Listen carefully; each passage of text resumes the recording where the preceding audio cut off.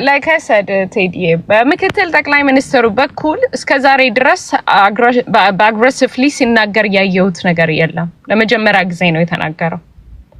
ክሊርሊ በተለይ የሻቢያ ኃይሎች ኢንቮልቭ እንዳረጉበት ማድረግ ማለት ከባንዳም ማለፈ ይሄ በቃ ከዚህ በላይ ባንዳነት በእኛ ጀነሬሽን አይተነውም ሰምተነው ላይ ማናቀው ነገር በዚህ ጀነሬሽን ሀፕን አረገ የሚል ነው። ሶ ቀደም ያልኩን ከረሳው ቴዲ መከላከያን እንደዛ ያረጉበት ሪዝን ከውስጥ እርዳታ ያገኙት ነገር አለ ብዬ ነው ማምነው አልኩ። እንደዛ አይነት ሲቹዌሽን መንግስት ራሱንም ቼክ ማድረግ አለበት ብዬ የተናገርኩበት ምክንያት በዛ ምክንያት ነው። ከውስጥ እርዳታ ያንን ነገር ባያገኝ ኖሮ ይሄ ነገር ሀፕን ያረጋል ብዬ አላምንም። የመከላከያ ላይ አሁን የተፈጸመው ነው ማለት right now clear message እንትን አለው። ከዚህ በኋላ እኔ ፊያስሚ ከዚህ በፊት አራታው መነጋገር አይሻላል አይዋጣም ይሄ መስመር ትግላችሁ እየተጠለፈ ነው በሌላ ነገር እየተሄደ ነው ነበረ። አሁን at this point ላይ ሊመለሱ የሚችሉ ኃይሎች አይደሉም አንዳንዶቹ ነው ያልኩት። በቃ it's too late ብዬ ነው ማምነው ራሱ whatever it is they gonna fight it out ብዬ ነው ማምነው ነው ምነግር anybody ጭንቅላቱን ሰርቶ አሁን ለምሳሌ ዛሬ ኢጂፕት ክሊርሊ ዛሬ ወጣ ኢትዮጵያን ዋርኒንግ ሰጣለች። ኢትዮጵያን በገርድ አላምናትም ስለዚህ የራሴን እንትኖች ዲሲዥኖች አደርጋለሁ አታክም እንደማድረግ ሁላ ቦልድሊ ስቴትመንት ነው የሰጠችው። ሶ ይሄንን ያደረገኛች ያለችው በእኛ በውስጥ ባሉ እንቁላል ቀቃይ ልጆች ነው። ድስማሽ ልትደነፋ አትችልም በዚህ ሰዓት ላይ ነው ምነግርህ። የውስጥ ያለውን ነገር ፊውል አፕ ለማድረግ they getting ready ማለት ነው። ሶ right now so no matter what ከነሱ ጋር መንግስት እንደዚህ ያርግ የምትለው መንግስት ኢትዮጵያ ላይ ሊኖር አይገባም ብዬ ነው የማምነው። እንደዛ ካልክ basically እነሱ የሚሉት የኢጂፕት እና ሻቢያ የሚፈልገው ነገር ሰጣቸው ማለት ነው። መንግስት በዚህ ሰዓት ላይ ከነሱ ጋር ሹሩሩ anything ማለት ሳይሆን የሚነጋገር ራሱ ያነጋገራለው ይበል። መጀመሪያ ፕራዮሪቲ መሆን ያለበት ኢትዮጵያና የኢትዮጵያ ኢንትረስት ነው። that is it የፈለገ ብትለኝ ለአያቆሙም። በዚህ ባንዳ ባለፈው ጀነሬሽን ነበር፣ ባንዳ በዚህ ጀነሬሽን አለ፣ ባንዳ በሚቀጥለው ጀነሬሽን አለ። በኢትዮጵያ ናሽናል ኢንትረስት የሚደራደር መንግስት በዚህ ሰዓት ላይ እኔ ማየት አልፈልግም።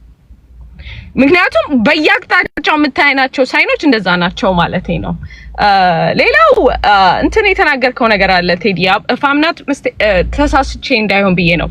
አንቶኒዮ ባንዴራስ መልስ ሰጠ ብለሃል ወይስ ሌላ ነገር ነው ያልከው? ልክ እንትን ሳረግ ነበረ ነው ለተባበሩት መንግስታት ድርጅት ዶክተር ጌዲዮን ጢሞቴዎስ የኤርትራን ጉዳይ ክስ አቀርበዋል። ተባበሩት መንግስታት ድርጅት ያ መልስ ሰጥቷል። አንቶኒዮ ጉተሬዝም መልስ ማለት ሰጥቷል። አልሰጠም ቴዲ I don't know ከየት እንዳገኘው አላውቅም። if you can share it ግን officially ግን እኔ I guarantee you soon check every day ነው ማድረገው። እስካሁን ሰዓት ድረስ አንቶኒዮ የሰጠው እንትን የለም። በተወሰኑ በኢትዮጵያ ዩቲዩብ እና በሶሻል ሚዲያ ላይ ተሰጥቷል ብሎ ያወሩት ያለ አለ። በኦፊሻሊ በሱ እንትንና የተሰጠ ነገር የለም። ፈርስት ፖስት ላይ ነው ያየሁት ኦኬ እሱ ከራሱ ነው ምንገር እንደዚህ አይነት ነገር ዳይሬክትሊ ከነሱ ነው መጀመሪያ የሚወጣው በዩኤን በኩል ነው ማለት በዩኤን በኩል። ምክንያቱም የተለያዩ ኢንፎርሜሽኖች እንደዚህ አይነት ኢምፕላንት ለማድረግ የሚጠቀሙባቸው ሲስተም አለ። ምላሽ ሰጠ ሲሉት ከዚህ ቀደም ከኤርትራና ከኢትዮጵያ ጋር ከነበረው ቴንሽን ጋር ያይዘው ከዚህ ቀደም የሰጠው ሊሆን ይችላል እንጂ ስፔሲፊካሊ ከዚህ ጋርም ላይሆን ይችላል። ግን የኤርትራ መንግስት ጉዳይ በዚህ ነገር ላይ አሁን በተፈጠረው ነገር ላይ ግን የሰጠው ነገር የለም እስካሁን ሰዓት ድረስ ነው ማለት ሰዓት ይሳለቀ መለሳለሁ። ቴንክ ዩ ቴዲ።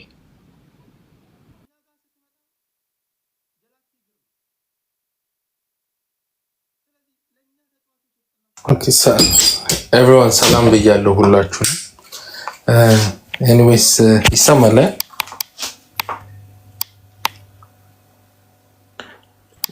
ይሰማኛል።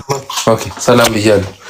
ኤኒዌይስ ያው የብልጽግና ሰዎች አንቶኒዮ ባንዴራስ እና አንቶኒዮ ጉቴሬዝን ከማይለዩ ሰዎች ጋር ነው እንግዲህ እየተወያየን ያለ ነው። በዚሁ አጋጣሚ አንቶኒዮ ባንዴራስ ፊልም አክተር ነው። አንቶኒዮ ጉቴሬዝ ደግሞ የዩኤን ሰው ነውና ያው እንግዲህ ትሪ ጠፍቶ በጋራ አብረን እየበላን ያለ ነው። የፖለቲካውንም ሌቭል በጣም አወርዶታል። በዚሁ አጋጣሚ ብልጽግና ፋኖን አሸንፍ ያለው መትቻለሁ ምናምን ያለው ከፍተኛ በተለያየ በተሳተፈበት ቦታ ሁሉ ስለተዋረደ አንድም የተማረከ ፋኖ ወይ የተደመሰሰ ፋኖ ሳያሳይ አውርቷል። ፋኖ ግን አንድ ቦታ ሳይሆን 2-3 ቦታ ላይ አንድም ሁለትም ሳይሆን በመቶዎች የሚቆጠር መከላከያ ሰራዊትን ማርኮ አሳይቷል። በቅርቡ 16 ከፍተኛ መቁሰል ያለባቸው ለሕክምና በጣም አንገብጋቢ ኬዝ ላይ ያሉትን ለቀይ መስቀል አሳልፎ ሰጥቷል። ባይዘው በዚህ አጋጣሚ ለቀይ መስቀል የሰጣቸው ወታደሮች ፋኖ በትምህርት ቤት ውስጥ ደስ ብሎት ሪላክስ አድርጎ የተማረኩትን እዛው አስቀምጧቸዋል። መንግስት እነዛን ሄዶ አሁን የብልጽግና መንግስት እንዲቅድም የተፎከረበት መንግስት ቦታውን ያውቀዋል፣ እኛም እናውቀዋለን። ሄዶ ማስለቀቅ አልቻለም። ኦኬ ዛሬም አቅም ካለው ለምን ሄዶ ያስለቅቅም? በዚሁ አጋጣሚ 2700 ሰው አለ እዚህ ውስጥ እርግጠኛ ነኝ በመቶዎች የምትቆጠሩ መከላከያ ሰራዊቶች አላችሁ። አንድ ነገር ለእናንተ ማስተላለፍ የምፈልገው መንግስት እናንተን መጠቀሚያ ነው ያደረጋችሁ። መንግስት እንድትሞቱለት ስትሞቱ ስታሸንፉ መከላከያ ናችሁ፣ ስትሸነፉ ደግሞ አያውቃችሁ። ከዚህ በፊት በትግራይ ጦርነት ተማርካችሁ ብዙ በደል ሲፈጸምባችሁ መንግስት አላቃችሁም ብሎ በእግራችሁ ነው ወደ አማራ ክልል የገባችሁት። አሁንም ከተማረካችሁ በኋላ መንግስት አያውቃችሁም። ለምን ተዋግቶ እንደው መንግስት የሚወዳችሁ ከሆነ እኮ ፋኖ የያዛችሁ ቁጭ ብሏል። አሁንም ትምህርት ቤት ላይ ነው ያሉት። ለምን ሄዶ ተዋግቶ ነፃ ያወጣችሁ? ኦፕሬሽን ሰርቷል? ሰርቶ አያውቅም። አያውቃችሁም። እና ለመከላከያ ሰራዊት እውነት የምትዋጉለት መንግስት እናንተን ይፈልጋችኋል ወይ የጥይት ራት ከመሆኑ ማለት ነው። ይህም በደንብ ስሙኝ ስለሚጠቅማችሁ ማለት ነው። ሌላኛው መከላከያ ሰራዊት ማለት አንችልም። የብልጽግና ሰራዊት አሁን በዛሬው ዕለት የማዳጋስካር መከላከያ ሰራዊት ከህዝቡ ጋር ሆኖ ከህዝቡ ጎን ቆሞ አሳይቷል። የኔፓል የፖሊስና መከላከያ ሰራዊት ከህዝቡ ጋር ሆኖ አሳይቷል። የግብጽ በአብዮቷ ጊዜ ከህዝቡ ጋር የሆነው መከላከያ ነው። መከላከያ ከህዝብ ጋር ሲሆን ብቻ ነው የአገር መከላከያ የሚባለው። አሁን መከላከያ ብልጽግናን ሰርቬይ እያደረገ ነው ያለው። ትክክለኛ የሀገር መከላከያ የሆናችሁ ግን ብልጽግናን ሳይሆን የምናገለግለው ህዝባችን ነው የምትሉ ግን መሳሪያችሁን ለፋኖ ስጡ። ፋኖ ጊዜውን ጠብቆ እናንተም መልሶ አገራችሁን ወደምታገለግሉበት ተቋም ፋኖ መንግስት መሆን ከቻለ በኋላ መልሶ ይጠራችኋል ማለት ነው። ቴልዜን ሀገራችሁን እያገለገላችሁ አይደለም። ስትማረኩም ስትሞቱም እንደማያውቃችሁ ፊቱን የሚያዞር መንግስት ነው እየታገላችሁ ያላችሁ። ሌላው በአዴኖች ከፍተኛ በኦህዴዶች ጫና መጥቶባቸዋል። ክልሉ ላይ በሁለት ቢላ ነው የምትበሉት። ፌዴራል ላይ ከኦህዴድ ጋር ናችሁ፣ ክልሉ ላይ ደግሞ ከፋኖ ጋር እየተሞዳሞዳችሁ መከላከያን የብልጽግናን ሰራዊት አስመትታችኋል ተብሎ ጫና ስለተደረገ ተመስገን ጥሩነህ ወጥቶ ዝቷል። አንዳንዶች ቅድም በሚኒሻ ነው ሚኒሻ ባይዘው ክላሽ ነው የሚይዘው። ክላሽ 700 ሜትር ነው መተኮስ የሚችለው የውጤት ርቀቱ እና በክላሽ ፋኖን መመከት አይቻልም። ቢኮዝ ፋኖ የተሻለ በሞርተር የሚዋጋ ነው። ሚኒሻ በሞርተር አይዋጋም። በዚሁ አጋጣሚና ሚኒሻ ሊያስቆም የሚችል ፋኖ የለም። ሚኒሻ ደን ምናምን ሊጠብቅ ይችላል፣ ዛፍ የሚቆርጥ ምናምን ያላግባብ። ከዚህ የዘለለ ሚኒሻ አቅም የለውም ማለት ነው። ወይም ከተማ ላይ ናይት ክለብ ምናምን ሊጠብቅ ይችላል። ከፋኖ ጋር ማች አይደለም። እና በሚኒሻ ቆምን ምናምን የምትሉ ሰዎች ሚኒሻ እንደውም መሳቂያ ነው። ብዙ ጊዜ መከላከያ ሲማረክ ሚኒሻም አብሮ ይማረካል። ሚኒሻ የሙዚቃ ባንድ ሆኖ የተማረከው መከላከያ እንዲያዝናና ነው የሚደረገው። በሁሉም የምርኮ ቪዲዮዎች ላይ የምታገኙት ነው። እና አሁን በአዴኖች ራሳችሁን ኢምፖርታንት እያደረጋችሁ ነው። ኦህዴድ አዲስ እንቅስቃሴ ውስጥ ገብቷል። ከፋኖ ጋር ለምን አንደራደርም? አሳልፈን ለምን እንትንን በአዴን እናሳልፈን ለፋኖ እናስበላውና ከፋኖ ጋር ተደራድረን ሀገሪቷ ላይ ፋኖ እንደ ኃይል እንቀበለው ወደሚል ስለገባን ተመስገን ጥሩነህ ዝቷል። ብርሃኑ ጁላ ያለቀሰበት ፋኖ፣ ጠቅላይ ሚኒስትሩ ዝተው ያለቀሱበት ፋኖ፣ ጀነራል አበባው እንግዲህ እነዚህ የሚሊተሪ ሰዎች ናቸው ያለቀሱበት። ተመስገን ጥሩነህ አስፈራራ ይባላል። ተመስገን ጥሩነህ ባይዘው በዚህ አጋጣሚ የጤና ጣቢያ ጥበቃ የነበረ ከዛ በኋላ በኢትዮ ኤርትራ ጦርነት ሄዶ ተዋግቶ ከዛ የመቶ አለቃ ደረጃ ደርሶ የደህንነት ቢሮ ዘበኛ የነበረ ነው። በመጨረሻም አብይ ወደ ስልጣን ሲመጣ የደህንነት ቢሮ ኢንሳ የጥበቃ የጠባቂዎች ኃላፊ ነበር። የዘበኞች ኃላፊ በር ላይ ስትገባ መታወቂያ ይዛል አልያዝክም የሚለው ቡድን ኃላፊ ነበር። አብይ እሱን ከጎን ያደረገው ምንም ሊሆን አይችልም ብሎ እንደ ድንጋይ ስለሚያስበው በላይ ላይ ይነሳብኛል ብሎ ስለማያስብ ነው። ከዛ ፊት ደመቀ ነበር። ደመቀ ከብዙ የአማራ ባለሀብቶች ጋር ስለሚሰራ ይፈራዋል። ሶ ቢኮዝ ባለሀብቶቹ ከወያኔ ጋር የሚሰሩ ከሆነ ሊመቱኝ ይችላሉ ብሎ ስለሚያስብ ተመስገንን አብይ እንደ ሰውም ይሄው አይደለም። ስለዚህ ተመስገን ዛተ ተብሎ ምንም ምንለው የለም። ሲዝቱ ነው የኖሩት። ሌላኛው ቅድም ከኤርትራ ጋር ይሰራሉ። ከኤርትራ ጋር አይ ቲንክ ብልጽግና የኤርትራን ኢሳያስ አፈወርቂን የኢትዮጵያ ደህንነት ቢሮ ውስጥ አስገብቶ ሲያሳይ የነበረ ነው። የዛሬ 2 ዓመት የነበረ ፍቅር የነበራችሁ የኤርትራን ባንዲራ ይዛችሁ እንግዲህ እዚህም ሲያወሩ የነበሩት በኖሞር ጊዜ የኤርትራን ባንዲራ ይዘው ሲያወለበሉ የኤርትራን ባንዲራ ይዘው እየተንሰቀሰቁ ሲያለቅሱ የነበሩ ሰዎች ናቸው። እናንተ ፍቅራችሁ ይበርዳል ይቀዘቅዛልና ይሞቃል ይቀዘቅዛልና ሌላውን መታችሁ ባንዳ ማለት አትችሉ። ኦኬ ኤርትራ እስካሁን ኦፊሻሊ በውጊያ ውስጥ አልተሳተፈችም። ኤርትራ ግን ትግራይና ብልጽግና ሲዋጋ ተዋግታለች እኮ። ሶ በውጊያ የጋበዛችሁት እኮ እናንተ ናችሁ። እንደው ይወራ ከተባለ ባንዳ ከተባለ እኮ የሀገራችሁ ህዝብ ጋር ውጊያ ሲደረግ የሌላን ሀገር ህዝብ ወይም የሌላ ሀገር ሰራዊት የጋበዛችሁት እናንተ ናችሁ። አንድ ፋኖ ከግብጽ ጋር ሊሰራ ነው ምናምን ተብሏል። እንዴ ግብጽና እስራኤል እኮ በጣም ጠላት ታሪካዊ ጠላት ተባብለው እኮ በካምፕ ዴቪድ ስምምነት እኮ ተስማምተው ዛሬ እፍ ያለ ፍቅር ውስጥ ያሉ ሚድል ኢስትን የሚያርበደብዱ ሀገራቶች ናቸው በጋራ።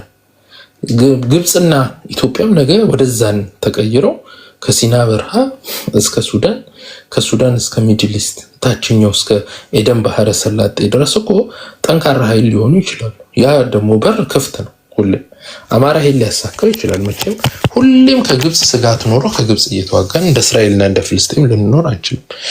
አማራው ከግብጽ ጋር የኢንጂነሪንግ ሶሉሽኖችን አድርጎ መልካም የሚባል ግንኙነት ፈጥሮ እስራኤልና ግብጾች የፈጠሩት አይነት አክሲስ መፍጠር እንችላለን። ያን እየተሰራበት ነው። በዚህ ውስጥ ግብጽ ይህን አክሲስ እንዳይፈጠር ባይዘወይ የአማራ ሴሜቲክ ነው። የግብጽ መልስ ሴሜቲክ ቋንቋ ተናጋሪ ህዝብ ነው። ምንድነው ከግብጽ ጋር እየሰራችሁበት ያላችሁት ነገር ምንድን ነው? አማራ የትኛውንም ህዝብ ውሃ የማስጠማት አማራ ሳይሆን ፋኖ ብለህ ነገር ነው። አማራ ሳይሆን አማራ ያንተን ሀሳብ ስለማይገዛ ፋኖ እያልክ ነገር ነው። ፋኖ ይሄ ትርክት ነው ወይ? ግብጽ እንዲና ጠላት ናት። ማይክ ክፍት ነው። ኦኬ ግብጽ ጠላታችን ናት። ታሪካዊ ጠላታችን ናት። ይሄ አሁን በእናንተ ውስጥ ያለ አስተሳሰብ ነው። ማይኩን ዝጋውና እንዲቀጥል። ባይ ዘ ዌይ ኢትዮጵያ ጳጳሶች ከግብጽ ታሾም ነበር፣ ታስመጣ ነበር። ኦኬ የኢትዮጵያ ኦርቶዶክስ ተዋህዶ ግብጽን በታሪካዊ ጠላትነት አያያት። አማራ የኦርቶዶክስ ተዋህዶ አማኝ የእስልምና አማኝ ነው ዶሚናንት። እነዚህ ሁለት እምነቶች የአማራ ማንነት ውስጥ ቦታ አላቸው። ኦኬ አማራ እና ግብጽ ታላላቅ ህዝቦች ናቸው፣ ነባር ህዝቦች ናቸው። በሁለቱ ህዝቦች መካከል ጠንካራ ግንኙነት እንዲፈጠር መሰራቱ አይቀርም። ተፈጥሮ ከሰሜን ምስራቅ አፍሪካ እስከ ምስራቅ አፍሪካ መካከል ያለውን ይህንን በጣም ሙቀት የበዛበትን ፖለቲካ ማብረድ ይቻላል። ይህን የብልጽግናው አመራር አብይ ጥረት አድርጓል፣ አልተሳካለትም። ሄዶ ውይይት አድርጓል። ምን ብሏል? የግብጽና የኢትዮጵያ ጉዳይ የሚጠናቀቀው በጦርነት ሳይሆን በውይይት በድርድር በሰላም ሰላማዊ በሆነ መፍትሄ ነው። ሰላማዊ በሆነ መፍትሄ ነው። በዚህ የሚከፋው ሰው ሊኖር ይችላል። ኦኬ ብልጽግና አብይ ሄዶ ሞክሮታል፣ አድርጎታል፣ ለምኗል ሳይቀር ሄዶ። ኦኬ አብይ ሲያረገው ጽድቅ፣ ፋኖ ሲያረገው ኃጢአት የሚሆን የለም። ፋኖ ውሃውም ከዛው ከኛው አካባቢ ነው፣ ከጎጃም የሚነሳ ነው። ከግብጽ ጋር ተወያይተን ለአንዴና ለመጨረሻ ጊዜ ግብጽንም ኢትዮጵያንም በማይጎዳ መልክ አንድ መፍትሄ እናመጣለን። ያ መፍትሄ ደግሞ የግብጽና የኢትዮጵያን ጠንካራ መፍትሄው ነገር ነው። ኢንጂነሪንግ ሶሉሽንስ ማለት ነው። ኢንጂነሪንግ ሶሉሽን ማለት የግብጽ ችግር የውሃ አለቃቀቅ ነው። ውሃ አለቃቀቅ ድራውት ባለው ሲዝን ወይም በድርቅ ጊዜ ውሃ ይቀንስብኛል የሚል ፍርሃት ነው ያላት። ያ ፍርሃት ደግሞ በኢንጂነሪንግ ሶሉሽንስ ከበቂ በላይ መፈታት ይችላል። ኦኬ በአገሮች መካከል የዝም ብሎ የፓትሪዮቲዝም ጨዋታ ስለሚጫወት በግብጽም በኩል ውሃውን እንዴት ነኩ፣ በእኛም በኩል ውሃው ግብጽ ታሪካዊ ጠላት በሚል እንጂ በግብጽና በአንተ 2000 ምናምን ማይልስ ርቀት አለ። ከኬንያ ከሱዳን እና ከጅቡቲ ጋር የህዝብ ለህዝብ ግንኙነት ሳትፈጥር በተለየ ሁኔታ ከግብጽ ጋር ምን ሌቨሬጅ ስላለ ነው አላያንስ እንፈጥራለን የምትለው? የጋራ ሪሶርስ ስላለ ልጃችን ተመሳሳይ የጋራ ሪሶርስ ከሳሎነ የሚሄድ ውሃ ነው፣ የራስ ውሃ ነው አንድ አይደል? ውሃው የለም እንግዲህ የዓለም ላይ አንድ ህግ አለ ወይ በውሃ ብቻ። አሁን ለምሳሌ ከሳሎነ የሚሄድ ውሃ ነው። ለምሳሌ አንተ አሁን ከሳሎነ ለምሳሌ አኪላ ከሳሎነ የሚፈልቅ ውሃ አለ፣ እኔን ያጠጣኛል። ከሳሎነ በሚሄድ ውሃ ፈላጭ ቆራጩ አንተ ነህ። እነሱ በዛ ደረጃ የማያስቡልህ አንተ በዚህ ደረጃ ግብጾች እንዳይጎዱ ብለህ እንድታስብ ያደረገ ምን ስላደረጉልህ ነው? ጥሩ ጥያቄ ነው። ባይዘወይ አንተ በምታስበው መልክ ዓለም አያስብም። ዩናይትድ ኔሽን ህግ አለው ስፔሲፊካሊ በውሃ ይሄ ኢንተር ካንትሪ ሲሆነ ወይም ሪጂናል ለሆነ ውሃ ላይ ህግ አለው ስፔሲፊክ የሆነ ህግ። ኢትዮጵያ የዩናይትድ ኔሽን ፈራሚ ሀገር ናት። ውሃ ከአንድ ሀገር ወደ አንድ ሀገር የሚሄድ ውሃ የኔ ነው ማለት አይችልም። ኢትዮጵያ የዚህ ውሃ ሜጀር ወይም ማጆሪቲ የሚባል ሼር አላት። ኦኬ ኢትዮጵያ የግብፅን ህዝብ ማስጠማት አትችልም። ይሄ ህግ አይፈቅድላትም። ማዕቀብ ነው የሚጣልብን። ኦኬ ይሄ መፍትሄ አለው፣ የሚያጣላም አይደለም። ከመጀመሪያው በእኛም በኩል መንግስታቶች በስልጣን ላይ ለመቆየት የሚጠቀሙባት የፖለቲካ ካርድ ነው። ይሄ መንግስቱ ኃይለማርያም የአባይ ውሃ ለምሳሌ የአባይ ውሃ ወደ ፍልስጤም ወደ እስራኤል ድረስ ይሄዳል። ግብጽ ለምንድን ነው ግድብ የገነባቸው? እንደዛ ከሆነ ሌሎችን ውሃው ለምን አትለቀውም? አስዋን ግድብ ለምን ገነባች? የሚያሳዝን መልኩ አይሄድም። ወደ እስራኤልም ወደ ፍልስጤም አይሄድም። ወደ እስራኤል ይሄዳል። አይሄድም። እስራኤል የሚሄደው ከግብጽ በትቦ የግብጽ ውሃ መጨረሻው እስከ እስራኤል ድረስ ይሄዳል። ግን ወደ እስራኤል የሚገባው ከግብጽ ከአስዋን ዳም ጀምሮ ለምሳሌ አስዋን ዳምን ገንብተዋል። በወንዝነት አይደለም። አስዋን ገንብተዋል አይደል? ወደ አስዋንን ገንብተዋል።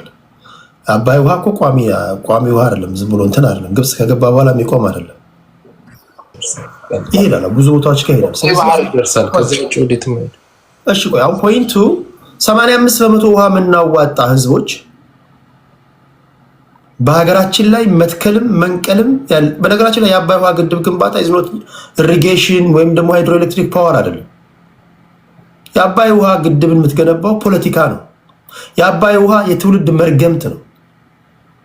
በዘመናት እርግማናችን ያለው እዛ ጋር ነው። ፖለቲካችን መስተካከል አለበት። እኛ እናልፋለን።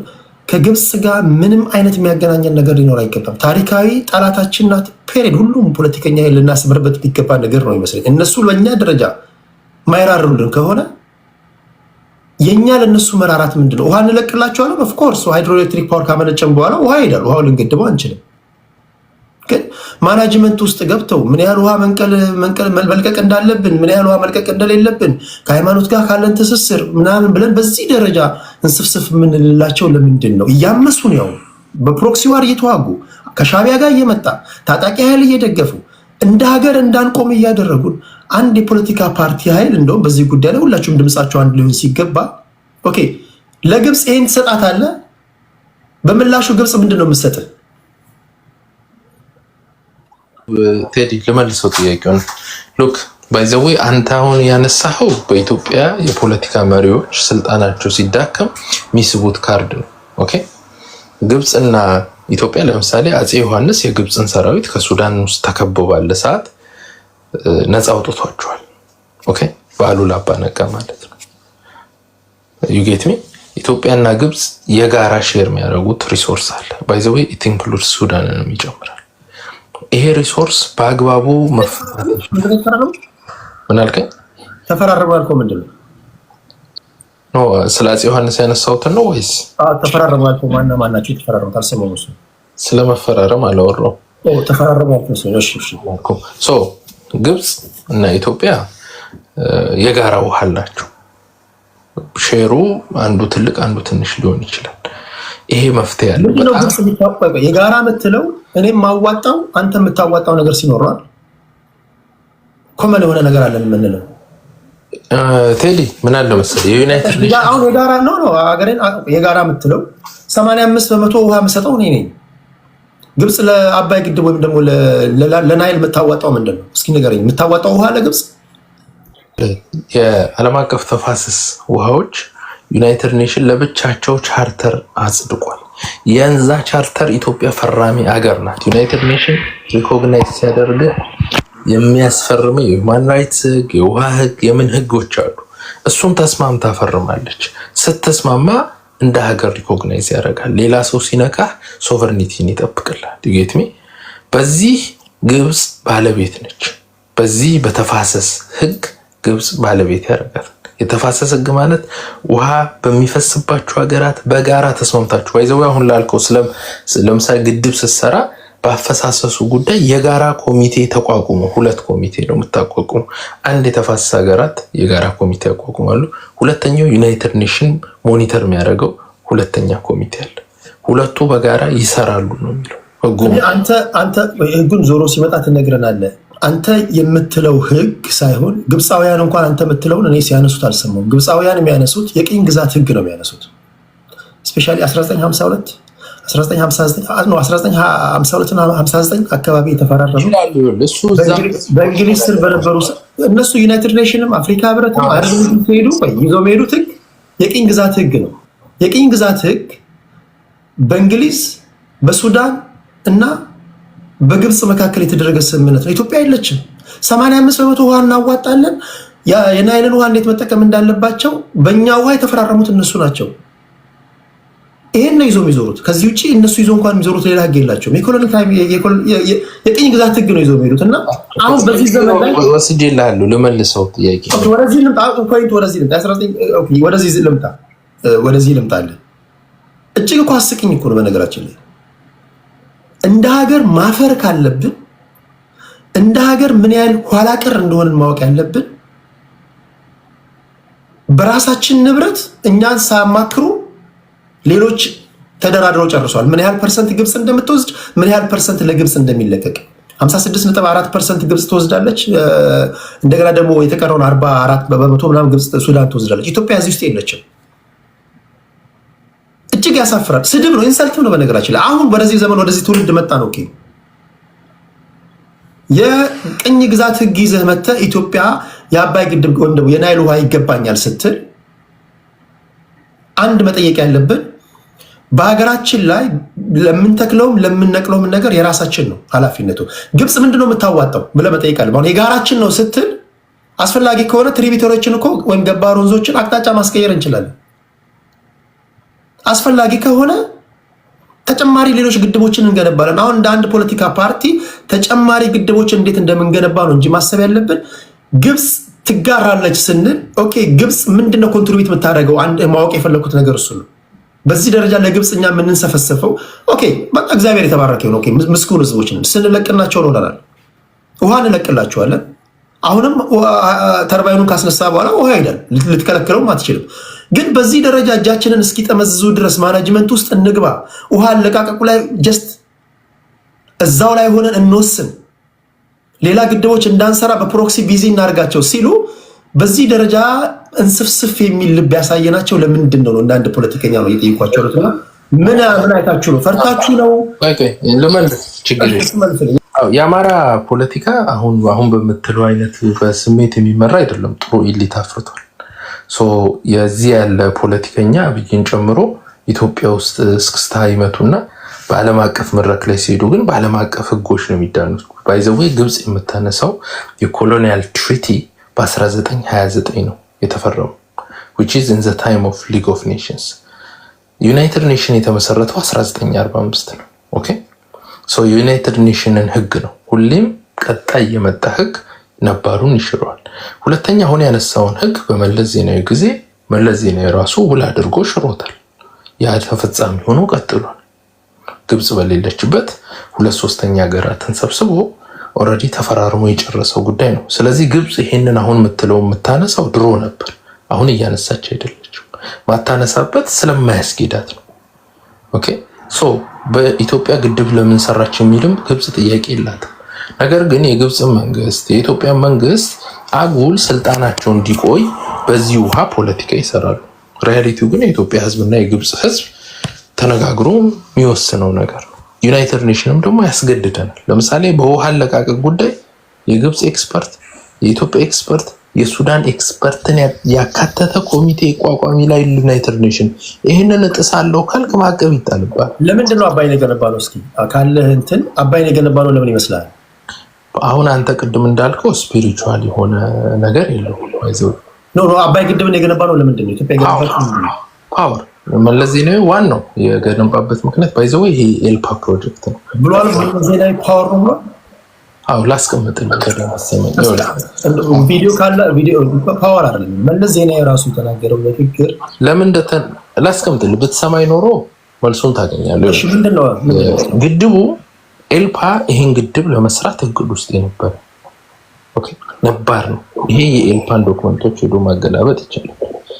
ግድቡ ግን መለስ ዜናዊ ቀድሞ እንዲሰራ አድርጓል። አይ ቲንክ 10-15 ዓመት በፊት እንዲሰራ አድርጓል። ያረገበት ምክንያት በ2000 በኢትዮጵያ ሚሊኒየም ግሮዝ ኤንድ ትራንስፎርሜሽን የሚል አዲስ ፕሮጀክት አቅዶ መጥቶ ነበረ። አግሪካልቸር ሌድ ፕሮዳክሽን አድሊ ነው ምናምን አግሪካልቸር ዲቨሎፕመንት ምናምን አድሊ እንኳን አዲስ ሀሳብ ነው። ለአድሊው ምን መሰራት ጀመረ? ኢንዱስትሪ መንደሮችን መስራት እቅድ ነበር።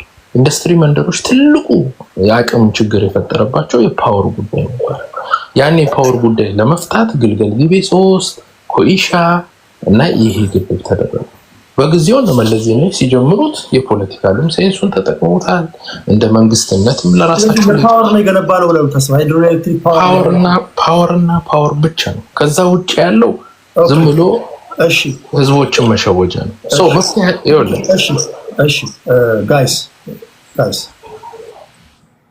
የምታድጉ ህጻናቶች ወላጆች ለልጆቻችሁ ፕሊስ የአባይ ግድብ ግንባታ is not power it's politics። ለዘመናት ሲያምሱን የነበሩ ሰዎችን እጃቸውን የምንጠመዝዝበት ነው። በዚህ አጋጣሚ መለስ ዜናዊ የራሱ ባደረገው ንግግር የህዳሴ ግድብን መርቆ ሲከፍት it's power። ግብፅ አንገት ላይ ትቆማለህ ማለት ግብፅ በፕሮክሲ አታምስህም ማለት ነው። ስንፈቅድላት ውሃ እንለቅላታለን፣ ከፈለገን እዚህ አካባቢ ላይ እንዳናይሽ እንላታለን። ለቨሬጅ ይኖረናል። ዝር አትልም፣ አታምሰንም፣ በፖለቲካችን አትገባም። ለፓወር ማገልገል ገበያ እንዳለን 2 አለን 3 አለን፣ ሌላ መገንባት እንችላለን። ተደምሯል። እሺ ቆይ it's okay። ሃይድሮ አባይ ግድብ ግንባታ ኢቭን መለስ ዜናዊ እንኳን ሲናገር ፖለቲካ ነው። አባይ ግድብን ትውልድ ጨርሰው ማለት ሆርን ኦፍ አፍሪካ ብሎም ኢስት አፍሪካ ላይ ዶሚናንት ሆነን ማለት ነው። ጡንቻችን ፈረጠመ ማለት ነው። ግብፅን አንበረከክናት ማለት ነው። ትልቁ ሚስጥር ያለው እዚህ ጋር ነው። አባይ ግድብን ካልገነባን ዋና ግብፅ የምትፍጨረጨረው ለምንድን ነው? አባይ ግድብን እንዳንገነባ ነው። አሁን ከተገነባ በኋላ ኦኬ ላይፈነዱት አይችሉም። ከዚህ በኋላ እግራችን ስር ትወድቃለች። ህፃናቶች፣ የምታድጉ ህፃናቶች፣ ግብፅ ታሪካዊ ጠላታችን ናት። አባይ ግድብ ግንባታ ታሪካዊ ጠላታችንን አንገቷ ላይ ገመድ ያስገባንበት ነው። የምታድጉ ህፃናቶች ነገ ከነገ ወዲያም ወላጆች ለልጆቻችሁ ስትነግሯቸው አስፈላጊ ሆነ ዓለም አቀፉ ማህበረሰብ ይነግረናል። ኦኬ ውሃን እንለቅላቸዋለን፣ በድርቅ ይሙቱ አንላቸውም። ውሃን እንለቅላቸውም ብንል ግብፃውያን 10 ዓመት ሰርቫይቭ አድርጉም። አስዋን ግድብ 10 ዓመት አያኖራቸውም። ስለዚህ ከሻቢያ ጋር ሳይሆን ከዚህ በኋላ ከአንተ ጋር መጥተው ላጫቸውን ያዝረከርካሉ ማለት ነው። አንተን ይለምኑሃል ማለት ነው። ሻቢያ ጋር የሚወስዳቸው ምንም ነገር የለም ማለት ነው። ከዚህ በኋላ አያምስህም ማለት ነው። ውሃ አንለቅም እዚህ አካባቢ ላይ እንዳናያችሁ ትላለህ። ነገ አንተን ላይ እኮ ስልጣን ላይ ስትወጣ እኮ ከዚህ በኋላ ግብፅን እዚህ አካባቢ ቆይ ካየሁሽ አባይ ግድብ ግንባታ እንዘጋብሻለሁ ትላለህ። ተጨማሪ ግድብ ገነባለሁ ትላለህ። ሳይወዱ በግዳቸው ሌቨሬጅ ስላለ ሌቨሬጅ ማለት አንተ ያለህ እነሱ የሌላቸው ማለት ነው። ስለዚህ ታሪካዊ ጠላታችን ላይ አንገታቸው ላይ ገመድ ያስገባንበት ነው። ኢትዮጵያውያን ደረታችሁን ነፍታችሁ መሄድ ነው ያለባችሁ እንጂ ከዚህ በኋላ ግብፃውያን መጥተው የጋራ እንትን አለን ብለው ሊያዟችሁ ወይም ደግሞ ሊጠመዝዙን አይችሉም። 90% ውሃ የሚወጣው ከጓዳችን ነው፣ ከሳሎናችን ነው። ከሳሎናችን ለሚወጣ ውሃ ደግሞ በፈለግንበት መንገድ ያለማንም ጣልቃ ገብነት እንደፈለግን መጠቀም መብታችን ነው። ከፈለግን ለኢሪጌሽን እነሱ አስዋን ግድብ ላይ አሳ ያወጣሉ፣ በጀልባ ይሄዳሉ፣ ሲፈልጉ ይለቁታል፣ ሲፈልጉ ይዙታል። አስዋንን ሲገነቡ እኛን አማክረውናል? አላማከሩንም። ጠብታ አያዋጡም ለናይል ውሃ ግብፃውያን። ዝናብ የላቸውም፣ ዴዘርት። ስለዚህ ያለንን ብናቅ ምስራቅ አፍሪካን በውሃ ብቻ ኮንትሮል ማድረግ እንችላለን። እና ሚስጥሩ ይሄ ሃይድሮኤሌክትሪክ ፓወር ሳይሆን ሚስጥሩ ፖለቲካ ነው። ፖለቲካነቱ ያመዝናል ለማለት ያለው። ቴንክ ዩ አኪላ ዞሮ ሲመጣ ሌሎችን ጉዳዮች እናወራለን። በመሀል የጨርሳ ሀሳቤን ብዙ እሺ፣ አንድ ደቂቃ ልጨምርልን። አጠቃላይ ግን 2 ደቂቃ ከምናምን ነው የወሰድከው። አንተ ከጨረስክ በኋላ ነው እኔ ያወራሁት። አኪላ አሁን 1 ደቂቃ ልጨምርልን። 7 ደቂቃ ነው ኦልሞስት ሙሉውን ስታቋርጠኝ ነበር። ኤኒዌይስ ችግር የለው። 1 ደቂቃ ተኩል ወስጄ ልጨርስ። ባይ ዘ ዌይ አሁን ቅድም አንተ ባነሳው መልክ ፖለቲካ ይሰራል። የኢትዮጵያ ሕዝብም የሌላ ሀገርን ሕዝብ እጅ ለመጠምዘዝ ግድብ አልገነባም።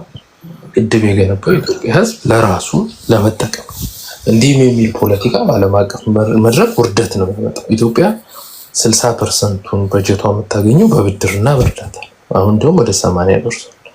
እንደዚህ የምታገኝ አገር ዩናይትድ ኔሽን ቶታሊ ማዕቀብ ቢጥልባት 120 ሚሊዮን ሕዝብ እርስ በርሱ ነው የሚበላሉ።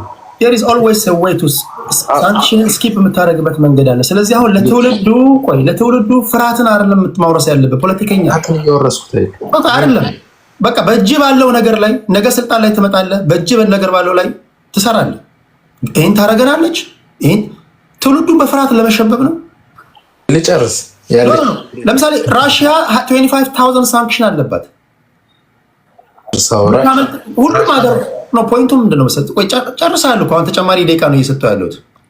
ይሄ የናሽናል ኢንተረስት ጉዳይ ነው። መድረክ ሰጥቼ ትውልድ ፍርሃት እንዲሸበብና አንዳንድ አላስፈላጊ የሆኑ ነገሮችን ማድረግ የለብንም። በነገራችን ላይ ፖለቲከኛ ከሆንክ ዚሮ ቶለራንስ በሀገራዊ ጉዳይ ላይ አለቀ። ዚሮ ቶለራንስ። ይሄ ግብጽ በሃይማኖት እንገናኛለን፣ ሳንክሽን ትጥልብናለች፣ እንዲህ ታደርግብናለች ምናምን፣ እሱ ለዘመናት የነበረን የፍርሃት መተብተብ ነው። ተጨማሪ ግድብ አሁን አባይ ግድብ ላይ እንዴት እንደምትገነባ ንገረኝ። 3-4 ግድቦችን እንዴት እንደምትገነባ ንገረኝ። የዛን ጊዜ ግብጽ እግር ስር እንዴት ላጯን እያዝረከረከች እንደምትቆም እንደምትወድቅ ታያላችሁ። የዛን ጊዜ በየአካባቢው የምታያቸው ታጣቂ ቡድኖች እንዴት አደብ እንደሚገዙ ታያላችሁ። የዛን ጊዜ ፖለቲካችን፣ ህዝባችን፣ ሀገራችን እንዴት ሰላማዊ እንደሚሆን ታያላችሁ። አንድ ሐሳብ ልጨርስ። 3000 ማይልስ አቋርጣ ለመጣች ሀገር እንዴት ነው የምትንሰፈሰፈው? በድንበር አትገናኝ። ምንድነው ሼር የምታደርገው ነገር? ምንድነው ግብጽ የምትሰጥህ ነገር? ኦኬ፣ ከግብጽ የምታገኘው ነገር ምንድነው? ኦኬ ቴዲ ሐሳብ ልጨርስ። እንደው ሰው ማጥቃት ከዚህ በኋላ አድርጋለሁ። እሺ አትላሽ። ኤኒዌይስ ባይ ዘ ዌይ እኔ የሀገርን የሉዓላዊነት ጉዳይ አልነካውም። ኦኬ እኔ እንደ መንግስቱ ኃይለማርያም አላስብም፣ እንደ አፄ ምኒልክን አስባለሁ። በአጋጣሚ ሆኖ የወጣሁበት ማህበረሰብ በፖለቲካ በጣም ጥበበኛ ከሆነ ማህበረሰብ ነው የወጣሁት። በመሰላላም አፄ ኃይለሥላሴ አፄ ምኒልክ ከወጡበት የአማራ ማህበረሰብ ስለወጣሁኝ ጭንቅላትን እጠቀማለሁ። ኦኬ እውቀትን እጠቀማለሁ። የዓለምን ህግ አነባለሁ። ሶ የግብፅና የኢትዮጵያ እስራኤልና ግብፅ ተስማምተው ፓወርፉል ወደ መሆን ከመጡ ግብፅና ኢትዮጵያም ተስማምተው መቀጠል ይችላሉ። እኛ ግድቡን እንደ ዌፐንስ ከተጠቀምን ድረስ ግብጾች ማጥቃታቸውን አያውቁም። አንገታቸው ላይ ስቁ አንገት ላይ ይቆማሉ። ያን አይነት ኤንቫይሮንመንት በዙሪያችን አንፈጥርም። እስኪ አንገቴ ላይ እንዴት እንደሚቆሙ ንገረኝ። ወይ አንዴ ችግር የለውም ንገረኝ። ያጠቃዋል ስትል እስኪ ንገረኝ። ከግብፅ ጋር ተጣላ ማለት ከእስራኤል ጋር ተጣላለ፣ ከአሜሪካ ጋር ተጣላ ማለት ነው። ኦኬ መጨረሻ ላይ ከአሜሪካ ጋር የምትጣላ ከሆነ እንዳለ አይኤምኤፍም ወርልድ ባንክም በሙሉ የገንዘብ እጥረት ያመጣል። እጃችን ላይ ያዝነው 120 ሚሊዮን እና ስንገነባ ግድቡ ነው የተነበሩ። ቆይ አንዴ የኢትዮጵያ ችግር የለባቸውም ከግድቡ ጋር ፕሮፓጋንዳውን ከግድቡ ጋር ኢሹ ኖሯቸው አያውቅም። ከውሃው ቢችሉ ገና መሰረት ድንጋይ ስትተክል ኢትዮጵያ የስንት ቀን ገንዘብ እንዳላት ታውቃለህ? ኢትዮጵያ የስንት ቀን በጀት እንዳላት ታውቃለህ? የ14 ቀን በጀት። አሁን ግብጽ አሁን ግድቡን ገነባል ጨረስክ። ግብፃውያን ምንድን ነው የሚያመጡት? ያፈንዱታል። አንዴ ኢትዮጵያ ከኢንተርናሽናል ኮሚኒቲው ገንዘብ ማግኘት ለ14 ቀን ብታቆም ከ14 ቀን በኋላ ኢትዮጵያ ገንዘብ አይኖራትም። ባንኮች ኤሪትራ እንኳን ትንሽ ሀገር በማዕቀብ እንዴት እንደደቀቀች ነገር አትሊስት ቶፒኩ እንዳይሰፋ ኢትዮጵያውያን ወደ ከተማ ግብርና እንኳን ግቡ ብትላቸው እኛ የሰጠነውን የሚቀበል መሬት ነው ያለን። ሰርቫይቭ ማድረግ የምንችል ህዝቦች ነው። አሁን ላይ አትሊስት በልተን እናድራለን። ግብፅ የአባይ ውሃ ከሌለ ካን ሰርቫይቭ 10 ዓመት አይኖሩም። በነገራችን ላይ ባለው ካልኩ የግብፅን ህዝብ እኮ መግደል እኮ አይደለም። አሁን ቆይ ግብፃውያን ያደርጋሉ የምትለው ኢትዮጵያውያን ምንድነው የሚያደርጉት? እስኪ የዩናይትድ ኔሽን ፈራሚ ሀገር ናት። ለዩናይትድ ኔሽን ህጎች ግዴታ ተገዢ ናት። ኦኬ ግብፅ እኮ ምንም ማድረግ አያስፈልገውም። ግድቡ ገነባ ነው ምን ያደርጉናል? ታለቀቁ ምንድነው ያለው? ግድቡ ጋር እነሱ እኮ ይሹ የላቸው። አሁን እኮ ከውሃ አለቃቀቅ ውሃ እኮ አለቃቀቅ ላይ የመጣልህ ግድቡን ማስቆም ስላልቻሉ እኮ። ቆይ አንዴ አይደለም ከመጀመሪያው ቀን ጀምሮ የውሃ አለቃቀቅ ውይይቱን በውሃ አለቃቀቅ ጉዳይ በግድብ ጉዳይ አንድም ቀን ጥያቄ ነስታይቁ። በዚሁ አጋጣሚ እንደው መጨረሻ ለመዝጋት ሐሳቤ እሺ ኦኬ በዚሁ አጋጣሚ የአማራ ህዝብ የምስራቅ አፍሪካን የሰሜን ምስራቅ አፍሪካን የተተበተበ ፖለቲካ የሚፈታ መፍትሄ ይዞ ይመጣል። ኦኬ ያ ሀፕን ያደርጋል፣ ያ ሰላም ያመጣል። ኢትዮጵያን ግን እርስ በርስ የምንጋደለው ግብፅ ስላገዘች ግብፅ ውስጣችን ስለገባች አይደለም። ኢትዮጵያ ውስጥ ችግር ስላለ ያንን አምኖ መቀበል የሲቪላይዜሽን ኢሹ አለ። ክላሽ ኦፍ ሲቪላይዜሽን ተፈጥሯል። የዛ ውጤት ነው አሁን ያለንበት። ስለዚህ ወደ ግብፅ ብናላከከው ወደ ምን ብናላከከው ችግራችን ላለመፍታት የምናደርገው መንገድ ነው። ግብፅ ታሪካዊ ጠላት ናት፣ እገሌ ታሪካዊ ጠላት ነው ምናምን አንተ አንስተዋል።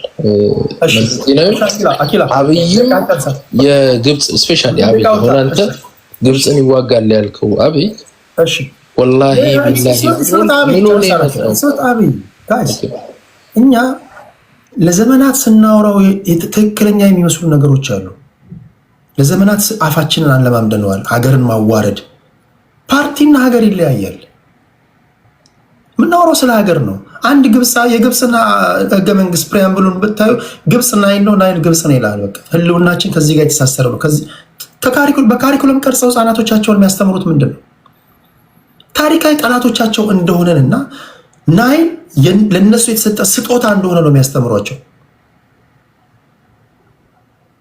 ይህን ግድብ ደግሞ እንዳንገነባ ውሃ እንዳንጠቀም ዛሬ በነገራችን ላይ ግብፅ 5000 ማይልስ ተጉዛ መጣ ሶማሊያ ላይ ባህር ላይ ወታደሮቻቸው ናቪ ኃይላቸው ልምምድ ሲያደርጉ ኢትዮጵያ ውሃ ጋር እንዳትጠጋ ነው የተከለከለችው።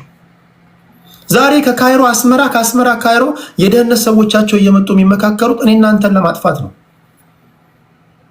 ግብጾች ወደ አስመራ የሚያመላልሳቸው ንግድ አይደለም። ከሻቢያ ጋር ምንም የሚለዋወጡት ነገር የለም። ቢኮዝ ኢትዮጵያ የምትባል ሀገር አለች እዛ ጋር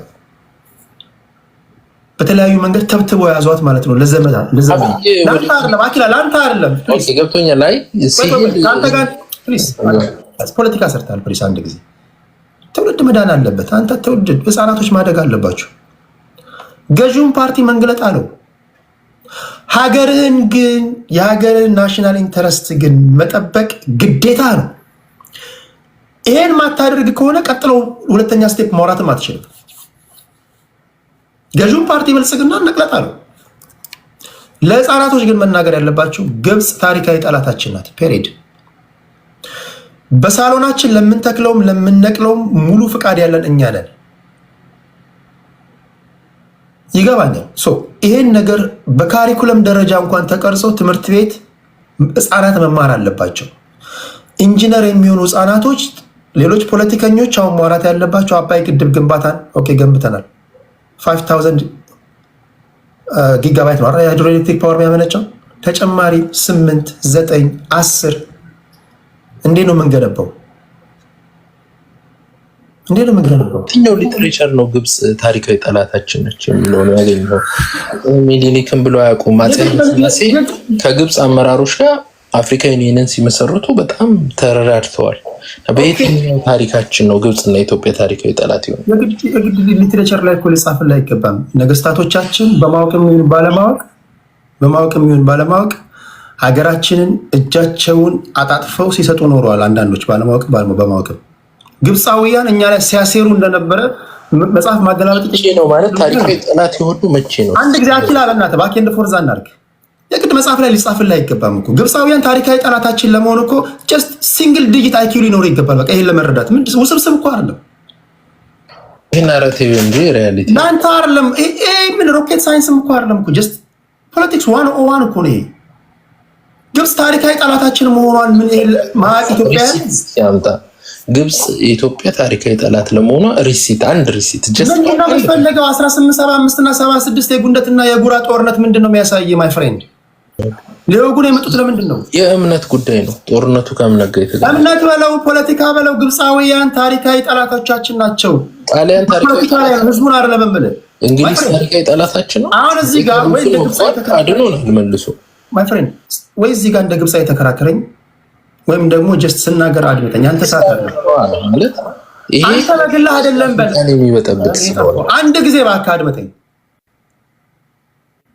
ማንኛውም ጉዳይ ማንኛውም ሀገር እንዳናድግ ሰላም እንዳንሆን እንድንታመስ የሚያስብ በሙሉ ጠላታችን ነው እኮ። በቃ ይሄ የግድ መጽሐፍ ላይ ያልተጻፈው ጸሐፊዎቻችን ደካማ ስለሆኑ ነው።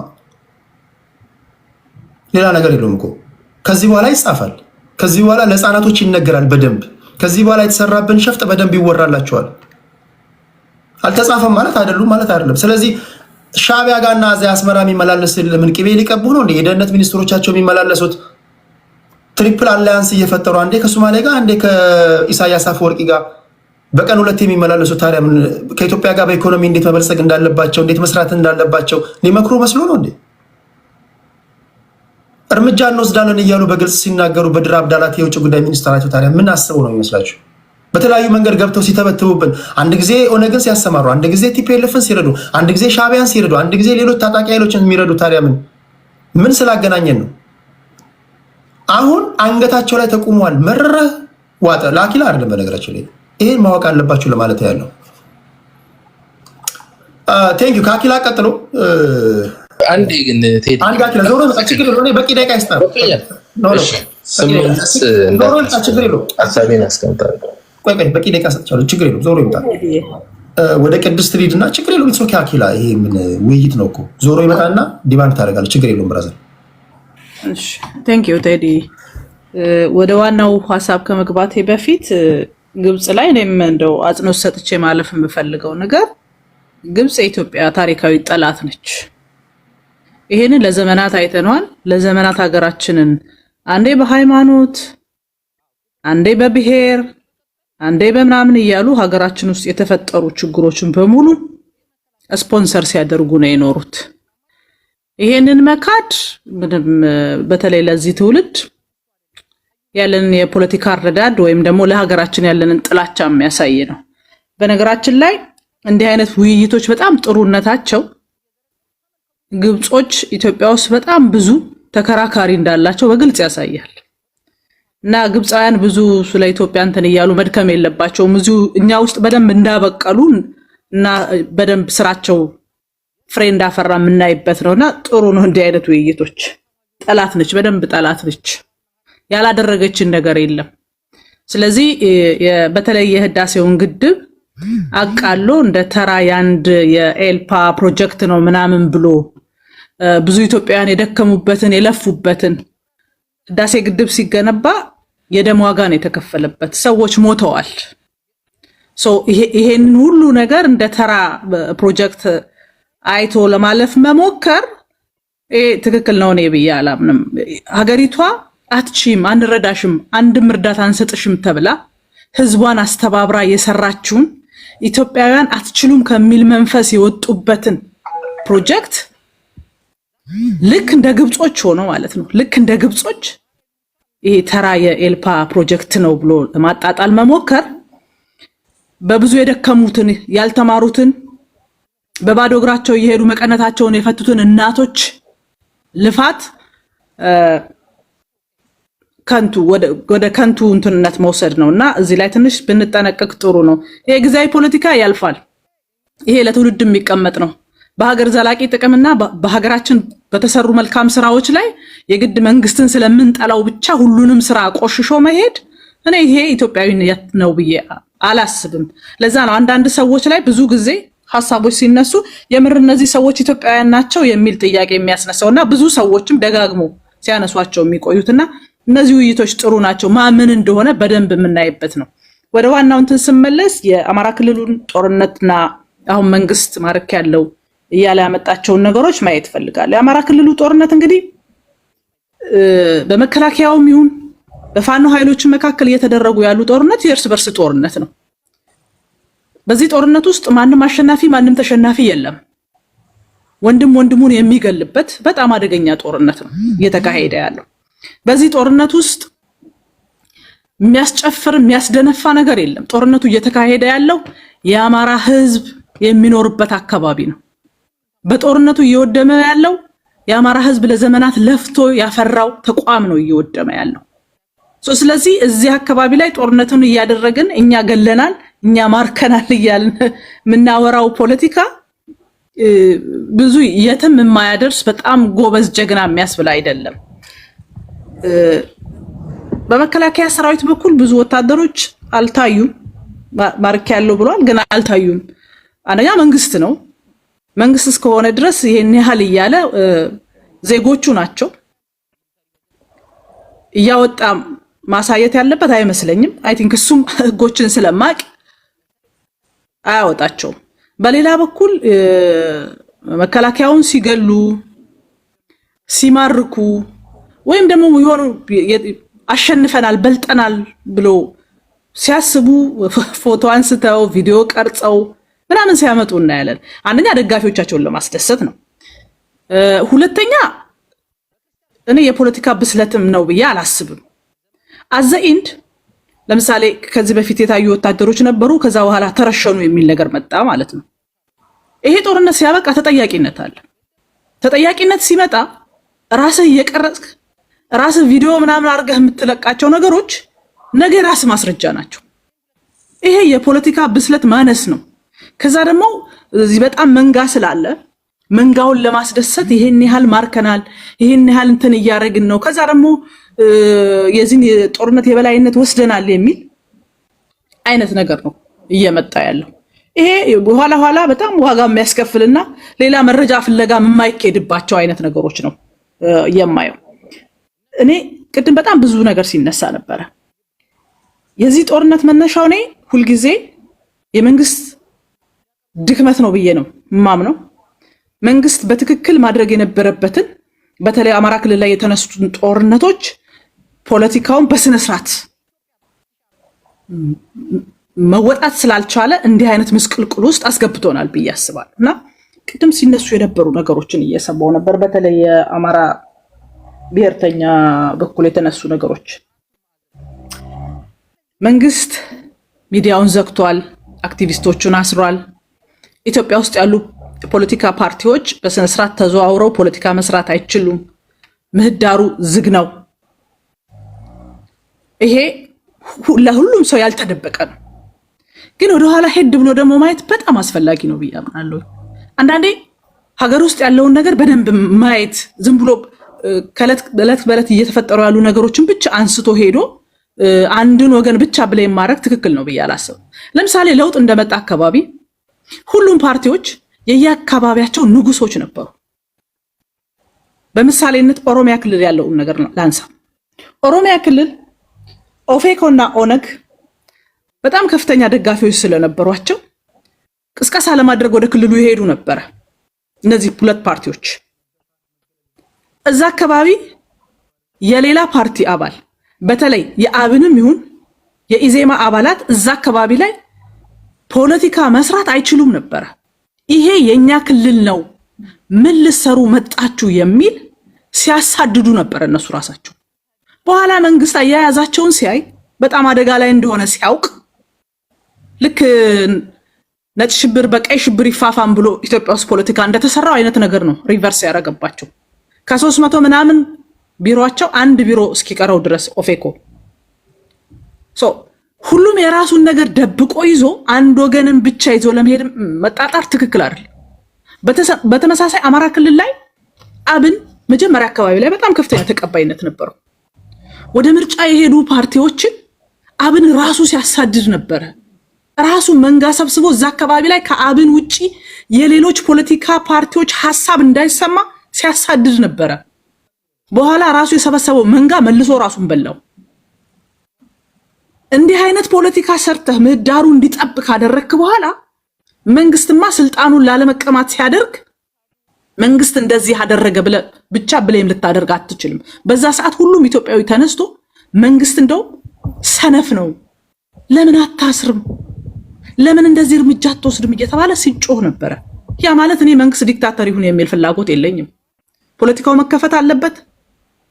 በስነ ስርዓት ፓርቲዎች ያላቸውን ሐሳብ ይዘው መጣው ሞግተው መወዳደር አለባቸው። ምህዳሩ መከፈት አለበት። መጀመሪያም እነዛ ፓርቲዎች ሲያደርጉ የነበረውን ነገር መቆጣጠር ባለመቻሉ እንደገና መልሶ ራሱ ዲክታተር በመሆኑ የመሳሪያ አንስተው ሰዎች ወደ ጫካ እንዲገቡ በትክክል የአማራ ክልሉ ኮዝኔ እማምንበት ነው። እንደዛ አይነት ነገር ሊፈጠር እንደሚችል በደንብ አምናለሁ። ከዛ በኋላ ግን የሆኑ ነገሮችን ማየት በደንብ አስፈላጊ ነው። ለምሳሌ የህልውና ትግል አማራ አለበት። አዎ አለበት። መደራጀት ነበረበት። በትክክል መደራጀት ነበረበት። ከተደራጀ በተለይ የፋኖ ኃይል አማራ ክልል ላይ አንዴ ቃልሽ ቅድስት እሺ፣ ጦርነቱን ከጀመረ በኋላስ ምንድነው እየተፈጠረ ያለው ነገር ስንል ዛሬ ዝም ብሎ በጭፍን መደገፍ የአማራን ህዝብ ስቃይ አለማየት ነው። ፋኖ ነፃነት እንዲመጣ እየሰራ ነው። አሁን ክልሉ ላይ ራሳቸው አያፍኑም፣ አይገሉም፣ አያፈናቅሉም። የራሳቸውን ወንድም ከነሱ ሐሳብ ውጪ የቆመውን አልገደሉም፣ አልረሸኑም። በየፋኖ ካምፕ ውስጥ ስንትና ስንት የአማራ ልጆች በእስር ላይ የሉም። ለነሱ ማን ነው የሚጮህላቸው? ማን ነው የሚጠይቅላቸው? የምር ይሄ የነፃነት ትግል ነው? እየታገተ አይደለም? ትላንት በቅርብ በዜና እየሰማናቸው ነበር። ጎንደር ከተማ ላይ በደንብ ሽማግሌ የነበሩ የሀገር አስታራቂ ሽማግሌዎች እየታፈኑ 15-20 ሚሊዮን ብር እየተጠየቀባቸው አይደለም? ይሄንን ነው ወይ የነፃነት ጎህ የምንለው? ይሄንን ነው ወይ በጣም የጀግንነት እንትን ነው እያልን የምናቆለጳጵሰው? ለየትኛው አማራ ነው እየታገለን ያለ ነው? እዛ ውስጥ ስቃይ እያየ ያለው አማራ አይደለም ነው ወይስ ከክልሉ ውጭ ያለው አማራስ አማራ አይደለም? ስለዚህ ሁል ጊዜ እንዲህ አይነት ነገሮችን ስናነሳ እየሄደ ያለበትስ መንገድ ምንድነው ብሎ እንዴት አያይም? እንዴት በስሜት ብቻ ግፋ በለው ብቻ ይባላል? ያ እኔ እንደውም የምር የአማራን ህዝብ የሚወድ ሰው አማራ ክልል ያለው ጦርነት ይቀጥል ሳይሆን መባል ያለበት ሞቱ መብቃት አለበት፣ እዛ ክልል ጦርነት መቆም አለበት፣ ድርድር ይደረግ ብሎ ነው ሰው መግፋት ያለበት እንጂ ጦርነቱ እንዲቀጥልና ህዝቡ እንዲሰቃይ ማድረግ እኔ በተለይ ከአንድ ኢትዮጵያዊ በተለይ ፖለቲካው ላይ ካለ ሰው ደግሞ ይሄንን አልጠብቅም። ቴንክ ዩ። አንዳንዶቻችሁ በኮመንት ገና እኔ እንጃ እንዴት ብዬ ልነግራችሁ እንደምችል አላውቅም። ገና የድንጋይ ዘመን ላይ እኮ ያለን ህዝቦች ነን እኛ። ገና ቁም ነገር ያለ ምንም ማጋነን የድንጋይ ዘመን ላይ ያለን ሰዎች ነን። የሀሳብ ልዩነት በቃ መስማት አለባችሁ። የሀሳብ ልዩነት ይሄን ካላዳበርክ ምን አይነት ዲሞክራሲ ነው የምትተክለው? ምን አይነት ዲሞክራሲ ነው የምትተክለው? በቃ የኔ ሀሳብ ካልተመቸም እልፍትልና የቅድስት አልተመቸም የአኪል አልተመቸም። ህፃናት ታዲያ እንዴት ነው የሚያድጉት? እኔ የመጣሁት ለእናንተ ነው። በሀሳብ ልዩነት የሚያምኑ ሰዎችን የምታሳዱ ሰዎች የምታሸማቁ ህፃናት ማደግ አለባቸው። ሰላማዊ ውይይት መዳበር አለበት። ሌላው አማራ ክልል ዜጎች ተገደሉ ሲባል ምን አገባ? የግል ንብረት እኮ አይደለም የአማራ ህዝብ። ሚስትህን እንኳን መግደል ትችላለህ እንዴ? በሚስትህ ጉዳይ ላይ መተንተን አልችልም። ሚስትህን እንኳን እኮ እንደፈለክ መግደል አልችልም። ኦሮሚያ ውስጥ ለሚገደለው ያገባል፣ ትግራይ ውስጥ ለሚገደለው ያገባል። ህዝብን እንደ ግል ሸቀጣችን አኒ ፕሊስ። ኢትዮጵያ ውስጥ እስካለን ድረስ ኢትዮጵያ ምድር ላይ የሚፈጠረው ማንኛውም ነገር ሁሉ ይመለከታቸዋል። ማውራት አለብን። እንደዛ ነው። ይመርሃል፣ ትጋታለህ። ይሄ ነው በቃ፣ ይሄ ነው ሀቁ፣ ይሄ ነው። ህዝብ የግል ሸቀጣህ አይደለም። ቴንኪው ስላዳመጣችሁኝ ከልብ አመሰግናለሁ።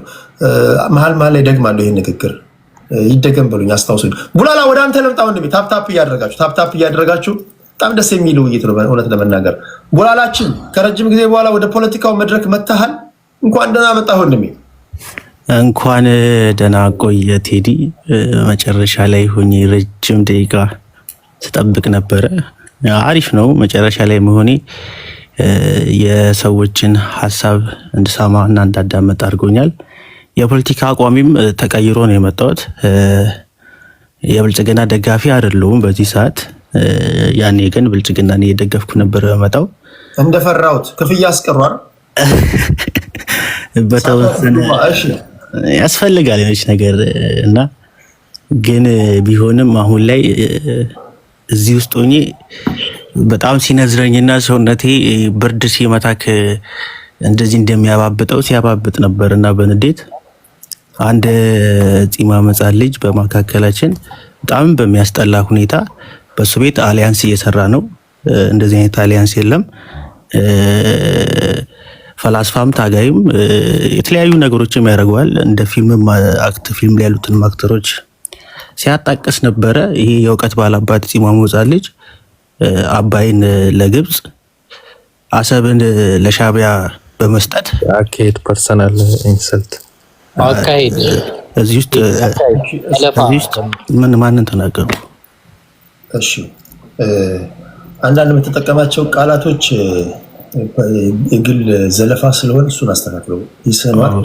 በፖለቲካዊ ቋንቋ መሰባበር ይቻላል፣ ግን ግልጽ የሆነ እንትን ሲሆን ሌላ ነገር ነው የሚሆነውና ፐርሰናል አታልቅ። በተረፈ ግን ስሙን እየጠራ ሀሳቡን አድቅቀው። በነገራችን ላይ የተለያየ ሀሳብ ይሰማ ሲባል በዶሜስቲክ ፖለቲካ ብቻ ነው። በናሽናል ኢንተረስት ጉዳይ ላይ ጆሮ ግንድ እየተመታ መሞት አለብን። ዚሮ ቶለራንስ። የትኛውም ዓለም በናሽናል ኢንተረስት ጉዳይ ላይ አይደራደርም። ይሄ የሁሉም ዓለም እውነታ ነው። ኢትዮጵያ ጋርም ስትመጣ በፋኖ በምናምን ጉዳይ ላይ ታወራለህ። በሀገራዊ ጉዳይ ላይ ግን ፈቀቅላለሁ ካልክ ግንባር እየተመታ መሞት አለብን። እኔ መሪ ያሉን ምላችሁ ለዛ ነው። ወላላ ቀጥል። ኦኬ ከዚህ በኋላ ጺማሙ ሕፃን ልጅ የሚለውን ነገር መተው አለብኝ ማለት ነው። አካሄድ ከተባለ አይደል? ኖ በፍጹም ጺማሙ ሕፃን ምናምን ሳይሆን ከፈለክ በስሙ ጥራው፣ በስሙ ጥራው። አኪላ ይባላል። እዚህ ጋር ስም አለው። የፖለቲካ የራሳቸው ድርጅት አላቸው። መከባበር መለማመድ አለብን እንጂ ጺማሙ ሕፃን ልጅ ማለት ነው። ኦኬ እቺ ሀገር አሰብ ምን ያህል እንደሚያስፈልገን ሁላችንም እንገነዘብ። ይሄ ነው ብለን ልናብራራው እንኳን በጣም ሲምፕል የሆነ ለዚች ሀገር ምን አይነት ጥቅም እንዳለው የባህር በር ሁላችንም የሚገባን ጉዳይ ነው። በዛ ላይ የትኛውም ተቃዋሚ ፓርቲ መሳሪያ ያዘም ይሁን ያልያዘም ይሁን በምንም ይታገል ኃይል በኢትዮጵያ ህልውና የጋራ ጥቅም ላይ መደራደር አለበት ብዬ አላስብም። አባይ ግድብ ደግሞ ካየኸው ከልጅነታችን ጀምሮ ትምህርት ቤት ጀላቲ ከምንመጥበት ብር እያዋጣን እናቶቻችን ከመቀነታቸው ብር እያዋጡ ግማሹ ተበልቶ ከእንደገናም ደግሞ ዳዴ ብለን የጨረስነውን። በነገራችሁ ላይ ነገር ስላነሳው ነው እንጂ ወደ አባይ ግድብ የገባ ነው። አጀንዳው እሱ አይደለም። ዋነኛነት አማራ ክልል የሚደረገው ጦርነትና የአገር ውስጥ ያሉ ሁለት ታጣቂ ኃይሎች ቲፒኤልኤፍ እና ፋኖ ከሻቢያ መንግስት ጋር አላንስ ፈጥሮብኛል ብሎ የኢትዮጵያ መንግስት የተባበሩት መንግስታት ድርጅት መክሰሱን እንዴት አያችሁት ነው። ነገሮችን ወደዛ እየለጠጥ ነው ስለሄድን ነው እንጂ አባይ ግድብ ላይ እንዳይመስላችሁ ለማለት ነው። ያ ጌዲዮን ጢሞቴዎስ ወደዛ እመጣለሁ። ይሄ ቅድም ረጅም ሰዓት ስለወሰደ አብዛኛው ሰዎች እያዳመጡ ስለሆኑ ቲክቶክን ደግሞ እንደምታውቀው ብዙ ሰዎች እያዳመጡ ነው ያሉት። እድሜም እየወሰኑ አይደለም። እንደ ተራ ነገር እንዲያዩት ስለማልፈልግ ነው ይሄ የምናገረው። ከዛ አንጻር ነው ቀድሜም ያስኩትና አባይ ላይ ያወጣነውን ፈሰስ ሁላችንም እናውቀዋለን።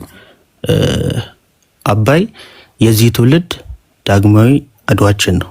ዳግም አድዋ የሰራንበት ነውና እንደ ኃይል ማመንጭነት ብቻ እንድትመለከቱትም አልፈልግም። ሀገርን እንደሚጠብቅ ትልቅ መሳሪያ በምንም ልንደራደርበት ማንችል እንደ ትልቅ መሳሪያ ለታዩት ይገባል ብዬ አስባለሁና ሁላችሁም እዚህ ላይ ያሉትን ሳይሆን እታች ያላችሁ ልጅ የሆናችሁ ወይም ደግሞ ማዳመጥ ማገናዘብ የምችሉ ሰዎች የኢትዮጵያ የህልውና ዋናዋ ጥቅሟ ላይ መደራደር በየትኛውም ጉዳይ አያስፈልግም። እኔ ልደግፈው የምችለው ተቃዋሚ ፓርቲ ለኢትዮጵያ ጥቅም ምን ያመጣልኛል፣ ምን ያደርግልኛል? አሁን ከተሰሩት ግድብ የተሻሉ ብዙ ግድቦችን፣ በአሰብ ጉዳይ ወይም በባህር ጉዳይ የተሻሉ አማራጮችን፣ ለወጣቱ ምን አይነት የስራ እድል እፈጥራለሁ፣ ኢንዱስትሪዎችን፣ እነዛን ነገሮች ባካተተ መንገድ እንደዚህ እናደርጋለሁ። አሁን ላይ ግን ያለኝ አማራጭ የትጥቅ ትግል ስለሆነ ወደ ትጥቅ ትግል ገብቻለሁ የሚል አመለካከትን አስተሳሰብ ያለው የትጥቅ ትግል እንኳን ካለ ደግፋለሁ። ምክንያቱም ወደፊት አመጣል ያ ትግል ወደፊት ሲመጣ የሚሰራልኝን ድንቅ ነገር ስለማስብና ከዚህኛው አሁን ካለው ከብልጽግና የተሻለ ነገር ያደርግልኛል ብዬ ስለምተማመን ያን ወደፊት አመጣለሁ ብዬ አስባለሁ። ያንም አመጣዋለሁ። አሁን ግን እያየሁት ያለው ነገር ባልወደውም ባይመቸኝም ብዙ ጉድለት ቢኖርበትም ሀገሬ የጦር መሳሪያ መዛወሪያ ወይም ደግሞ ያላትን አሁን ያመጣችውን ሀብት አታ ከጫፍ እስከ ጫፍ በጦርነት በተለያዩ ሀገራት የፍላጎት እየተረማመደባት ባዶ ሀገር እንድትሆነኝ ስለማልፈልግ አሁን ያለው መንግስት እንድደግፍ ነው እያደረገኝ ያለውና ይሄን ነገር ልታገሰው አልችልም። እንደዚህ አይነት ነገሮችን መስመር ማለፍ የለብንም ቢያስባለሁ። ሰሜን ጎጃም ላይ እንደሚባለው መከላከያ እርምጃ ወስዷል። ያን ነገር ሰምተናል። ወሎ ላይ ደግሞ ፋኖ አመርቂ ድል እንዳስመዘገበ ቪዲዮም እያየን ያለ ነውና ያ የሁለቱ ጦርነት ሁለቱም መሳሪያ ይዘው ነው የገቡት። ሁለቱም የተዋጉን ያሉት ህዝብ ላይ ችግር እየፈጠረ ቢሆንም መንግስት ኃላፊነቱን ይወስዳል ብዬ አስባለሁ። ምክንያቱም ይሄን ጦርነት ባጭሩ ማስቀረት አልቻለም። መዋጋት ይችላል እያለ ይፎከር ነበረ። መንግስትም ለኔ ቀላል ነው እያለ ሲናገር ነበረ። እስካሁን ግን ያስቆመው ነገር የለም። የአማራ ህዝብ እንደ ህዝብ እየተሰቃየን ያለው በዚህ ጦርነት የአማራ ህዝብ ለምን ይሰቃያል? ጠላት ነው አይደል ውስጥ ያለው ፋኖ አሸባሪ ብሏል አይደል? ያን አሸባሪ ያህል ሰላምን ለማስከበር ገብቶ ጸጥ ማድረግ ነበረበት። እስካሁን ግን ጸጥ እያደረገ አይደለም። ህዝቡም እየተሰቃየን ያለው አልፎ ተርፎ ፋኖስ ማርከናል ብሎ የመከላከያ ሰራዊትን ይዞ ሲሄድ በቪዲዮ እያየን ያለ ነው። ለዛ መንግስት በአማራ ክልል ውስጥ ለሚፈጠሩ የትኛውም ጉዳቶች፣ ችግሮች፣ ሞቶች ፋኖ ሳይሆን ኃላፊነቱ የሚወስደው የብልጽግና መንግስት ነው። ይህን ማረጋጋት አልቻለም። እንደውም ይባስ ብዬ ማሰበው አማራ ህዝብ እንዲዳከም ወይም ደግሞ የአማራ ገበሬ እንዳይሰራ ድክም እንዲል ችላ ብሎ ትቶታል ብዬ ነው ማስበው። የአማራ ህዝብ ውስጥ ያለ አሸባሪ በዚህ ደረጃ ህዝቡን እየጎዳ መንግስትንም ወታደሩንም እየጨረሰ ከሆነ ማስቆም መቻል፣ ጸጥ ማድረግ መቻል ዋናው ስራው ነበር። እስካሁን ግን ያን ማድረግ አልቻለም ይባል። አልፎ ተርፎም የኤርትራ አመራሮች ወይም ደግሞ የጦር አዛዦች ከፋኖ ጋር እየሰሩ ነው ይህን ድል ያስመዘገቡ እያለን ያለው። በዚህ ደረጃ ክፍተት ሊኖር አይገባም ብዬ ነው ማስበውና የብልጽግና መንግስት ብዙ የሚሰራቸው አብሶ በሰሜኑ ላይ ብዙ ክፍተቶች አሉ። ያን ክፍተቶች ማያስተካከል ከሆነ ግን መውደቂያው እየቀረበ ነው ይመጣው ብዬ አስባለሁ። እየተዳከመ ነው ይመጣው ብዬ አስባለሁ። ህዝብ አሁን እየፈለገ ያለው እኔ ራሱ እየፈለኩ ያለሁት ፊቸሪን የሚያስብ አስተሳሰብና አመለካከት የኢትዮጵያነትን አንድነትና ጥቅምን ያስከበረ አስተሳሰብ ያለ ንግግርን ወይም ደግሞ ስትራቴጂን መዋቅርን ይዞ የመጡ አካላት ቢኖሩ ጫካ ውስጥ የገቡ ጫካ ውስጥ ገብተው በዚህ ደረጃ ህዝቡን የሚሰብና ፊቸራቸውን የሚያሳይ ፕላን የሆነ ወይም ደግሞ የተደራጀ ኃይል ቢኖር ህዝቡ እንዳለ ይደግፋል። ብልጽግና ለመውደቅ የህዝብ ኃይል ነው የሚያስፈልገው። ህዝቡ አሁን እያልተቀበለ ያለው እነዚህ ኃይሎች ወደፊት ቢመጡ ራሱ ጭራሽ ያጠፉናል፣ ጭራሽ ከባንዳ ጋር ነው እየሰሩ ያሉት፣ ጭራሽ የኛን ጥቅም ወደ መሸጥ አልፎም ተርፎ ኢትዮጵያን ባዶ ወደ ማድረግ ከርሳም ናቸው። እነዚህን ከማመጣ ብሎ ነው እንጂ ዳር ይዞ ያለው ዋና ከተማ ውስጥ ያሉትን ወጣቶች የትኛውንም አካላት ብታናገር ብልጽግናን የሚደግፍ ኃይል በጣም እየቀነሰ ነው የመጣው። አማራጭ ስላጣ ነው በዚህ ልክ ተጣብቆ ብልጽግና ይሻለኛል እያለ ያለውና ብልጽግናም ክፍተቱን አስተካክሎ በሰሜኑ ያለውን ክፍተት አረጋግቶ የሀገሩን ህዝብ ሰላም ማድረግ አለበት፣ ወደ ልማት መመለስ አለበት ብዬ አስባለሁ። ቴዲዬ ቴንኪዩ።